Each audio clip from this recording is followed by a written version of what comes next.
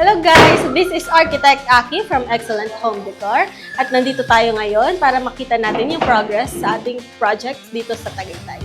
So nandito tayo ngayon sa bedroom 1. Ang theme ng ating rooms ay modern and hotel vibes. Naayos na natin ngayon yung lighting para sa ating back panels dito sa mga beds. So, ang kulang na lang dito ay yung lighting nga at saka yung mga headboards na ikakabit natin. So, we have here the queen size bed and twin size bed. So, gumamit rin tayo ng WPC na dark walnut dito sa ating likod ng ating bed. So, ito pa lang yung bedroom 1 natin. So, meron pa tayong mga bedrooms na makikita. Let's go!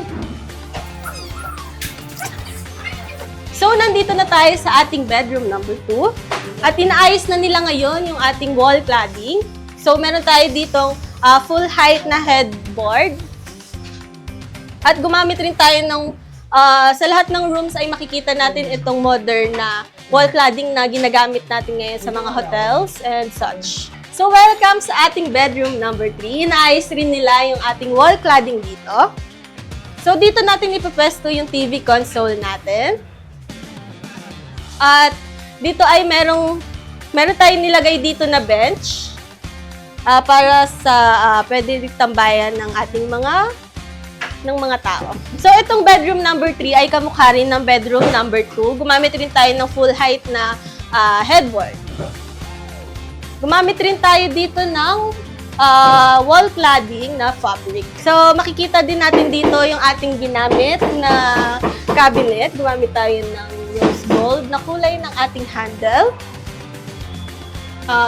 Gumamit rin tayo dito ng mga soft close na drawer guides.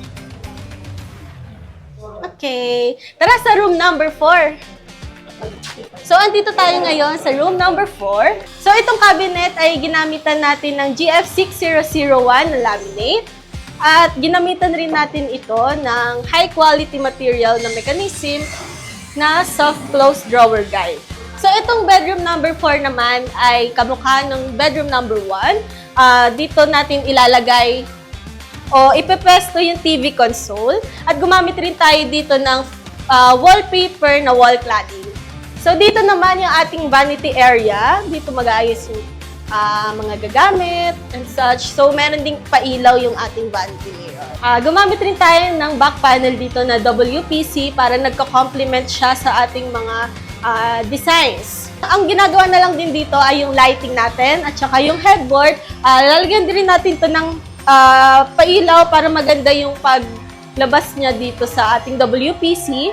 So, ito yung ginamit nating ilaw. Hindi pa siya binubuksan kasi ginagawa pa lang natin yung lighting natin. So, tignan niyo po, napakagandang design.